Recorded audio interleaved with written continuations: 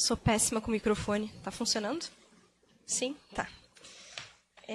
Se eu falar muito alto, porque eu sempre acho que isso não está funcionando bem, vocês me avisem. Tá. Agora acho que vai pegar? Tá. Eu fico meio presa quando eu estou falando no microfone. Bem, então, boa tarde a todos e a todas. Acho que o nervosismo foi geral, então, gente, fazia tempo que eu não ficava meio tensa, assim, para falar, mas acho que estar ao lado de uma pessoa que eu tenho assistido e lido nos últimos tempos também, e pensado sobre a minha prática na educação básica, né, tem me ajudado a pensar. Eu acho que isso acaba motivando um pouco. Falar para os colegas, né, então também é uma maneira de estar se expondo, né, espero que eu cumpra um bom papel aqui. E gostaria de começar trazendo um relato pessoal, porque eu comecei a minha vida acadêmica no colégio de aplicação com a iniciação científica com a professora Gláucia, né? Então, eu retornar para a escola, acho que tem vários colegas que talvez não saibam disso, né? Eu retornar para a escola hoje como professora, né, efetiva, para mim é bastante significativo. Compor essa mesa hoje num evento que está pensando a educação básica nos dias atuais, né, para mim é muito significativo. Então, espero trazer algumas questões importantes para a gente poder refletir. Vou começar com essa ideia que está colocada ali. Eu vou trazer muitas citações, breves trechinhos para a gente ir conversando. É assim que eu vou compondo esse mosaico, trabalhando muito com algumas pesquisadoras mulheres, essencialmente a Michelle Petit, desculpa, pronúncia horrível, mas são esses dois livros aqui incríveis. A Teresa Colomer também vai aparecer bastante aqui, alguma coisa do Antônio Cândido. Então, na verdade, a gente vai, vocês junto comigo aqui, vou convidar vocês a revisitar uma série de pensadores que são pilares para a gente pensar a educação básica e a formação de leitores, né, especialmente. A Michelle, ela fala não só dentro do espaço escolar, mas ela faz uma série de provocações para tentar entender por que no espaço escolar muitas coisas não acontecem, por que a gente afasta muitos alunos, por que existe a evasão, né? Então, é nesse sentido. O que está em jogo, né, vamos citar ali, na leitura, sobretudo entre os jovens, para quem ler não é algo natural, não me parece se reduzir a uma questão social. Parece, a meu ver, aproximar-se da democratização profunda de uma sociedade. Então, quando tu diz, né, que vivemos numa sociedade letrada e que poder providenciar para toda a sociedade, de todos os lugares, das camadas sociais que a gente tem, o acesso à leitura e à escrita, isso é, sim, um direito de todos e um dever. Se o sujeito não for ser um leitor literário por escolha, tudo bem, mas ele precisa ter essa escolha. E, enquanto sociedade, a gente deve pensar sobre isso, me parece, né? Então, para começar a conversa, eu vou fazer um caminho um pouco diferente, talvez. Eu vou começar conversando com vocês sobre utopia e distopia, que, na verdade, foram coisas que eu estudei no doutorado, mas já vai fazer sentido. Então, só para pensar que eu acho que essa mesa, esse encontro e ser professor no Brasil é uma utopia e me parece impossível entrar numa sala de aula se a gente não alimenta esse desejo e essa certeza de que, em alguma medida, a gente vai conseguir mudar alguma coisa. E a verdade é que a gente tem enfraquecido muito essas certezas em função de todo o contexto que a gente está vivendo. E acho que encontros como esse são muito significativos para que a gente possa fortalecer essas certezas e trilhar possíveis caminhos, né? Então, dentro da historicidade disso que a gente chama de utopia, né, o utopismo ele sempre existiu, ele é inerente à condição humana, né, e a palavra utopia vem com o Renascimento, com essa obra do Thomas More. E aí, já no século XX, finalzinho do século XIX, a gente vai ter alguma coisa, mas principalmente no século XX vai surgir a distopia, que é o avesso de tudo isso. E eu vou falar, na verdade, de distopia. Basicamente para pensar com vocês por que nessas distopias, que são sociedades absolutamente problemáticas, o contrário de sociedades utópicas, então, né, ou sociedades em que nós vemos a nossa realidade um pouco transformada, de modo disforme, né, a gente percebe coisas do nosso mundo ali, mas de modo exagerado. Como é que nessas sociedades a leitura está sendo percebida? E a leitura nessas sociedades ela é proibida. E não é à toa. Então, o meu caminho de início aqui para conversar hoje é pensar por que a leitura não é interessante numa sociedade manipuladora, numa sociedade não democrática. Então, no caminho inverso, por que é essencial a gente sim democratizar a leitura e instrumentalizar os nossos alunos para conseguirem ser leitores literários, né? Então, eu trouxe exemplos, eu não vou ler acho que todos os trechos, porque senão vou me demorar muito, mas 3 exemplos. Um deles é o Admirável Mundo Novo, um dos primeiros livros dessa historicidade da distopia. Então a gente tem lá o Selvagem, que é uma das personagens que vem do mundo antigo e que volta para esse mundo da tecnologia. E dentro de uma conversa, né, o Selvagem está lá e fica surpreso. Ah, o senhor também leu? O Selvagem pergunta. Julguei que ninguém tivesse ouvido falar nesse livro aqui na Inglaterra. Quase ninguém. Sou uma das raríssimas exceções. O senhor compreende? Ele está proibido. Mas, como sou eu que faço as regras, posso também transgredi-las. Então, quando algo é proibido para alguém, porque outras pessoas estão tendo acesso. Quem decide o que é permitido e o que não é permitido, né?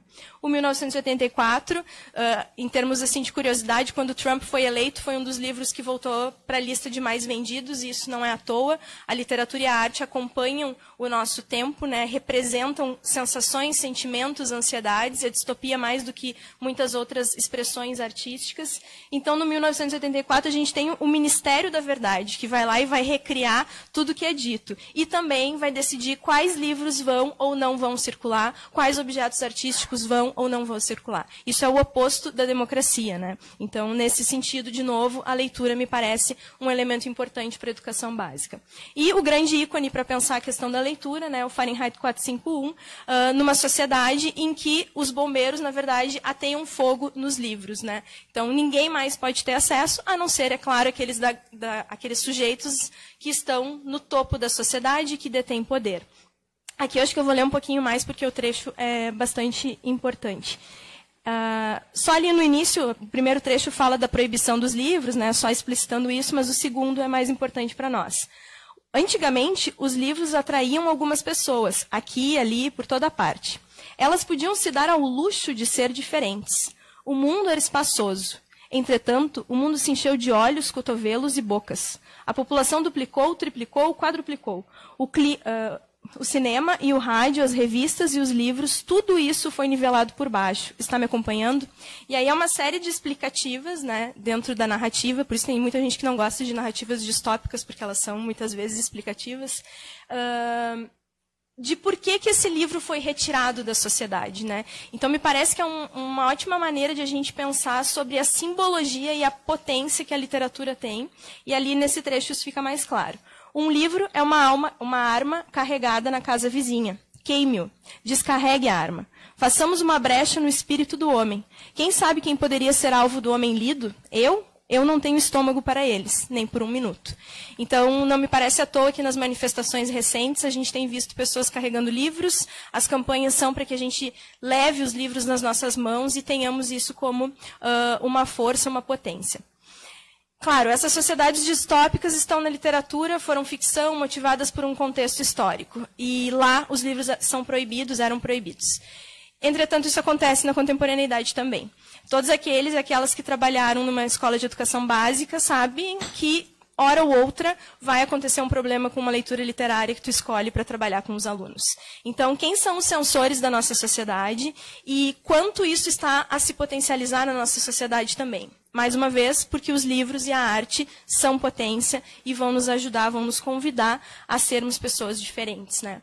Então, a leitura literária, ela é uma possibilidade, ela não é a única possibilidade, né, de emancipação, de autoconhecimento, mas ela é uma grande possibilidade, porque ela exige um processo longo de aperfeiçoamento. E isso não quer dizer pensar numa perspectiva de literatura elitista, canonizada. Muito pelo contrário, e um dos caminhos que afastou os sujeitos da sociedade da literatura foi esse, elitizar a literatura. Então, a gente tem muitos caminhos e muita literatura contemporânea. O nosso próprio aluno, né, o José, ele cita um dos autores contemporâneos que é muito expressivo e que está relacionado a uma literatura não engajada exatamente, porque esse é um termo problemático, né, dentro da nossa área, mas é uma literatura preocupada, é uma literatura conectada com o seu tempo.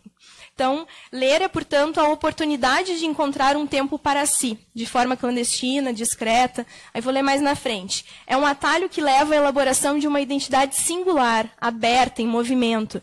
Isso é muito interessante, porque nas distopias se deseja, recuperando o começo da minha fala, se deseja que as pessoas sejam todas iguais, sem nenhum tipo de singularidade, sem nenhum tipo de aspecto único. Então, que modo fazer com que as pessoas sejam todas iguais? tire tudo que pode trazer subjetividade entre essas coisas, em especial a arte e a literatura, né? E então, por que esse medo dos livros, né? O que acontece quando um pai bate a porta do professor e diz: esse livro, na minha opinião, é inadequado? Primeiramente, ele não entende que o professor é um mediador de leitura, né? Que é um termo bem importante quando a gente fala de formação de leitores. Em segundo lugar, ele não acredita na escola onde o filho dele está estudando, porque ele não consegue reconhecer uma capacidade pedagógica daquele processo, né?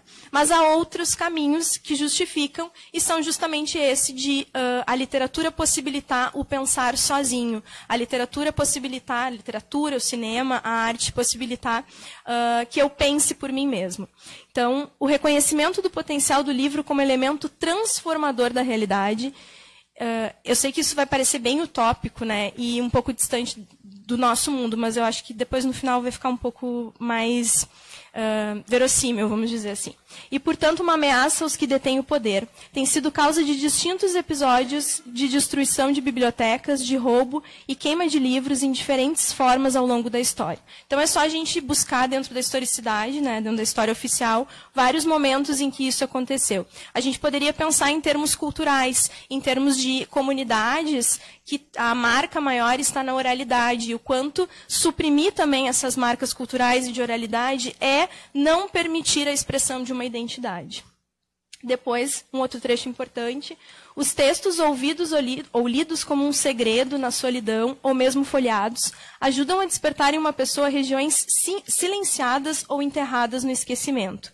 Dar-lhes forma simbolizada, compartilhada e transformá-las. Daí depois, lá no final, é fundamental para a construção ou reconstrução de si mesmo. Mas isso tudo leva tempo, e a gente teria que pensar em que sociedade a gente está, qual é o tempo da nossa sociedade, e se a gente pensar na história da leitura, quem eram os sujeitos que liam no passado, né? Então, a gente sabe que sempre foi um processo elitizado. Quem detinha o livro, quem tinha o livro em casa, era a elite, era a burguesia. Como é que isso se dá hoje? Quais processos de transformação? O que eu faço para democratizar o acesso ao livro, né? Então, a gente tem que pensar, me parece, dois caminhos também. Qual é a visão que se tem na sociedade do ler? Me parece que ninguém vai sentar numa mesa ou, quando for entrevistado pelo IBGE na rua, vai dizer: não, ler não é bom. Isso é um senso comum. A gente sabe que as pessoas vão reproduzir essa ideia de que ler literatura é importante. Mas é importante por quê? E, ao mesmo tempo, que outras visões a gente tem disso, né? Eu trouxe a Laerte ali para a gente pensar um pouco, né? E, de novo, por vezes pode parecer um pouco elitista isso, né? Ah, tu está cercado de ignorantes à sua volta. Mas me parece que é ignorante no sentido de aquele que ignora mesmo a existência do livro. Aquele que tem acesso, mas não... mas opta por não estar usando aquilo, né? E a gente sabe que isso depende muito do aluno, da aluna que a gente está atendendo. Um contexto é estarmos numa escola altamente elitizada de Porto Alegre, que a gente sabe que os alunos visitaram a Europa no mês passado, que a gente sabe que os alunos têm uma biblioteca em casa, e outra coisa, a gente está numa sala de aula que os alunos nunca viram um livro dentro da sua casa, nunca viram os pais lendo. Então, como é que a gente faz esse caminho do meio, né? Para não supervalorizar uma cultura que não é a do aluno letrado, mas, ao mesmo tempo, não negar essa cultura para esse aluno, né? Me parece que é difícil de a gente achar o caminho também. Então, um questionamento importante é: quais valores a literatura pode criar e transmitir ao mundo atual? Que lugar ela deve ter? Ela é útil para a vida, né? A gente sabe que nem tudo se resume à questão da utilidade. Por que defender a presença na escola? Eu defendo principalmente porque não são todas as famílias e todos os lugares sociais que a gente tem acesso a esse objeto simbólico. A gente já falou aqui um pouco sobre isso, né? A potência e a simbologia que esse objeto tem. Então, é uma das responsabilidades da escola e da educação básica pensar isso. E a literatura vai humanizar, né? Então, vou trazer aqui o Antônio Cândido, que é um dos trechos e um dos textos mais usados para a gente pensar sobre a importância, esse ato de humanizar por meio da literatura e da arte, né? Esse eu vou ler na íntegra porque eu acho que vale muito a pena. Entendo aqui por humanização o processo que confirma no homem aqueles traços que reputamos essenciais, como o exercício da reflexão, a aquisição do saber, a boa disposição para com o próximo, o afinamento das emoções, a capacidade de penetrar nos problemas da vida, o senso da beleza, a percepção da complexidade do mundo e dos seres, o cultivo do humor. Quer dizer, de tudo um pouco, né? Porque é essa complexidade, todas essas facetas que compõem o ser humano. A literatura desenvolve em nós a cota de humanidade na medida em que nos torna mais compreensivos e abertos. Então, esse processo de alteridade é muito importante para esse processo de alteridade que acontece por meio do encontro com a literatura, ele é essencial. Eu conheço o outro. Depois vai ter um momento em que eu vou trazer essa discussão. Que outro é esse, então, que eu estou apresentando por meio da literatura? E como que eu estou apresentando? Né? Que representações eu trago para os meus alunos? Né? E aí, falando como professora. Esta abertura para o outro pode, assim, realizar-se por meio da identificação, quando nos colocamos no lugar da experiência do outro, sobretudo por meio da leitura dessas histórias vividas que fascinam muitas pessoas. E aí me parece que isso nas séries, nos anos iniciais da escola é muito claro, né? Esse poder de encantamento da leitura, do encontro com o outro, e que vai se perdendo. Não sou eu que digo isso, né? São diversos teóricos que evidenciam que se perde o contato com o livro à medida que a escolaridade vai avançando. Por que isso acontece? Né? Então, o que acontece com o aluno que faz com que ele se afaste do livro? É a ausência da mediação da leitura, é a ausência da contação de histórias, é a perda desse referencial professor que vai ter. Enfim, é uma série de caminhos que a gente poderia pensar de por que isso acontece, e lembrando da importância, então, desse elemento da alteridade. Existia, me parece, acho que nunca mais vai ser feito, essa pesquisa bem importante que aconteceram 4 edições, Retratos da Leitura no Brasil. Foi um dos primeiros momentos, me parece, em que o Brasil decidiu pensar e prever ações, né, do que poderíamos fazer diante da leitura. Ali, em algumas perguntas da pesquisa, não fica tão claro se eles estão sempre falando de leitura literária. Né? Às vezes eles deixam meio confuso, mas sim, é da leitura literária, me parece. E eles usam o termo leitor e não leitor. E ali tem os gráficos, vou ter que olhar aqui atrás porque está muito pequenininho ali. 2007, 2011... 2015, né? Essa porcentagem. Eles consideram leitores aqueles que leram pelo menos um livro nos últimos 3 meses. Né? E não leitores aqueles que não leram ou nem começaram a leitura de algum livro. E aí a gente pode se perguntar, né? No turbilhão que tem sido o nosso dia a dia, quantos livros eu li nos últimos 3 meses? Que responsabilidade é essa do professor leitor também? Se eu entro numa sala de aula e digo para o meu aluno que a leitura literária é essencial, eu tenho que me perguntar quantas vezes eu estou lendo para torná-la realmente essencial. Né? Então, esse processo me parece também bastante significativo. E por que a gente não lê mais? E isso não quer dizer que a quantidade vai ser o definidor da nossa vida, né? Mas pensarmos, se a gente quer que o aluno tenha o processo de alteridade, nós também temos que ter. A gente entra numa sala de aula com um objeto que é um objeto estranho para eles, que não faz parte da narrativa de vida de muitos deles, que não está na casa de muitos deles e diz, isso aqui é muito importante. Então, se eu estou dizendo aquilo para eles, eu preciso me colocar no lugar deles e tentar demonstrar que eu também sou um leitor e exercitar esses desafios para mim mesmo. Eu estou desafiando o meu aluno e a minha aluna a lerem. Eu também preciso aceitar um desafio de ler. E o que eu estou lendo? Eu também estou promovendo para mim mesmo a alteridade ou eu continuo lendo sempre as mesmas coisas? Eu estou tentando conhecer o outro pela literatura ou não, né? Aqui eu vou dar uma agilizada, que eu tenho só mais 5 minutos. Então, a Colômbia vai falar da questão da leitura dentro da escola e como um elemento social. Ali no início falava muito, né, a leitura, o encontro consigo mesmo, o silêncio, e ela vai trazer a dimensão para a escola, e a gente não pode esquecer que a escola é um espaço institucional, e aí me parece um posicionamento muito meu, que eu não posso dizer para o aluno apenas, leia para a sua fruição. Porque para a fruição dele, para a alegria dele, ele vai fazer muitas outras coisas. Em sala de aula, eu preciso ter muito claro o que eu quero com aquele objeto que eu estou levando para ele, ou com aquelas atividades que eu estou promovendo ali. Né? Então, a leitura como uma prática que defina pessoalmente esses alunos, mas pensando, né, o que eu posso fazer com eles. Aqui tem alguns trechinhos que eu acho que são mais claros para a gente. Possivelmente, uma das causas da resistência à leitura provenha da perda das formas da leitura coletiva na sociedade contemporânea. Então, se em casa esse espaço de coletividade e de valoração do livro não existe mais, como eu crio esses espaços de coletividade dentro da sala de aula? Adianta eu pressupor uma leitura solitária com os meus alunos, com os meus 30 alunos, ou eu preciso sociabilizar isso? Como fazer isso, né? A abertura para o outro é consequência da leitura, novas práticas de sociabilidade, conversar sobre os livros. Ler faz com que as crianças, os adolescentes, as pessoas as idosas falem por si mesmos ou uns com os outros. Eu adoro esse trecho, porque é falar sobre si, mas é também falar com os outros, né? Me parece que é um processo importante. Então, eu me encontro comigo mesmo nesse momento de leitura, que tem um outro tempo, e isso é um desafio, mas eu também encontro o outro, e converso com o outro, e olho para o outro, e isso também é um desafio, né? Pessoas que influenciaram no gosto da leitura. E aí a gente vai ver os 2 tópicos lá em cima, são a mãe e algum professor ou professora. Então, nós temos uma responsabilidade absurda com esses alunos e com essas alunas. Nós somos o referencial de intelectualidade, de letramento para muitos deles. Então, eu não sou para todos, mas eu sou para muitos deles, porque eu sou a professora de língua portuguesa.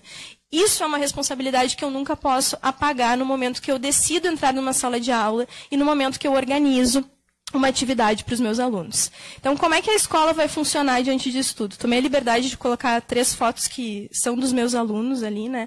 Mas para pensar nesse espaço habitado por livros. Eu estou usando isso como um mantra que a Colomer usa, assim, porque se o aluno não conhece, reconhece o livro e essa cultura letrada, eu preciso proporcionar um espaço que traga isso para ele. De novo, um espaço não elitista. E como fazer isso é um desafio para mim também, é um desafio para todos nós, por isso que a gente está se encontrando para pensar, né? A leitura é um processo de compartilhamento, uma competência social. Então, não é só algo solitário. É, sim, algo que eu vou fazer sozinho, eu vou ler. É muito difícil ler com muito barulho em volta, mas tem a questão da sociabilidade que não pode ser esquecida. E aí a gente faz isso ou não faz isso, né? Esse trecho é muito importante, eu não vou ler ele inteiro, enquanto eu vou falando vocês podem dar uma lida. Ela vai discutir, em especial, esses jovens, que são jovens em situação de risco, né, em países com muitos problemas sociais. Ela faz várias pesquisas e círculos de leitura e conversa com esses alunos. E ela percebe que, como ela diz ali, quanto mais os alunos vão à escola, menos livros eles leem. Então, a gente está fazendo alguma coisa muito errada. E a gente tem que se perguntar o que a gente está fazendo que distancia os alunos da literatura, do livro. Eu sei que nem tudo é nossa responsabilidade, e eu não sou adepta desse posicionamento, né, de responsabilizar o professor e a professora por absolutamente tudo que acontece, mas a gente precisa buscar entender por quê, ler sobre, né, e criar estratégias de ensino. Então, como resolver, eu também não sei, né? Eu tenho tentado pensar sobre isso, mas eu acho que são alguns questionamentos que têm me acompanhado há algum tempo e eu tenho tentado sempre prever esses questionamentos quando eu vou estabelecer uma prática de sala de aula. Nem sempre eu consigo contemplar todos, isso é óbvio, nem sempre dá certo, mas eu acho que pelo menos se já está no plano da consciência questionar-se, já está interessante. Então, quem escolhe o livro? É o professor ou o aluno? Basta deixar só o aluno escolher, basta deixar só o professor escolher. Uma das minhas responsabilidades, me parece, é pensar o repertório desse aluno. Mas como fazer isso sem desvalorizar a cultura que ele carrega? Qual livro escolher? Eu vou trabalhar com o cânone? Eu vou trabalhar com os contemporâneos? Eu vou trabalhar só com escritores homens? Ou eu estou pensando nas escritoras mulheres? Eu trabalho com quais gêneros? Eu trabalho com autores e com autoras negras? Eu trabalho com representação do negro? Que representação é essa que eu estou levando para os meus alunos que eles vão carregar na sua memória? Quem lerá? Como e por que lerá? Né? Então, é realmente contraproducente obrigar a ler? Como selecionar um corpus atraente? Essa é a grande dificuldade de quem dá aula, né? Então, eu devo dizer, vocês vão escolher um livro a cada 3 meses? Ou eu devo dizer, vocês vão ler este livro por trimestre? É muito difícil decidir isso, justamente porque a literatura e a arte passam pela subjetividade. Mas se eu não proporcionar essa experiência, que é um termo muito caro para a leitura, como é que ele vai saber se ele quer ou não quer entrar naquele universo, né? Então, tudo são questões para a gente pensar. Por fim, projetos ou unidades prolongadas de trabalho, leitura em várias ocasiões, atividades de resposta criativa, tempo para leitura individual. Que escola é essa que eu quero? Como eu quero que ela se organize? O que eu estou prevendo de atividade para o meu aluno? Eu vou fazer uma prova do livro? eu vou fazer uma roda de conversa sobre o livro. Provavelmente as primeiras vezes não vai dar certo, mas a longo prazo, como experiência, como entendimento da importância da leitura, quais práticas de letramento eu estou fazendo, proporcionando, e é um termo bem da nossa área, da letras, para o meu aluno de leitura e de escrita posterior à leitura literária, né? Então, o que eu estou prevendo como sequência didática? Tem se dito que tudo que é feito a longo prazo funciona melhor. Se tu situar a atividade num ponto muito curtinho, simplesmente a leitura, pouca reação vai ter. Mas se tu incluir isso num projeto longo, ser pensado junto com os alunos, e aí muita paciência, e muitas etapas, e muita construção, talvez venha a funcionar um pouco mais, né? Eu quero finalizar, eu sei que eu já estou com o tempo estourado também, mas eu quero finalizar, eu vou pegar aqui, gente, estava guardado numa imagem, eu esqueci de pegar o livro em casa. O Filho de Mil Homens é um livro do Walter Hugo Mãe, é um livro lindo. E aí ele tem um trechinho que diz assim: imaginava que um não leitor ia ao médico e o médico o observava e dizia: você tem o colesterol a matá-lo, se continuar assim, não se salva. E o médico perguntava: tem abusado dos fritos, dos ovos, você tem lido o suficiente? O paciente respondia: não, senhor doutor, há quase 1 ano que não leio nenhum livro. Não gosto muito e dá-me preguiça. Então o médico acrescentava: ah, fique, pois, sabendo que você ou lê urgentemente um bom romance, ou então vemo-nos no seu funeral dentro de poucas semanas. Então, para pensar sobre, e aí trazer esse último exemplo, a ideia da farmácia literária, né? Então, que a gente possa usar como remédio a arte e a literatura, e o pensar, e o encontro com o outro, e com a gente mesmo, né, consigo mesmo, para que a gente não tenha que apelar o tempo inteiro para os remédios, né? Talvez a palavra possa ser um grande remédio para a gente. Tá? Então, é isso.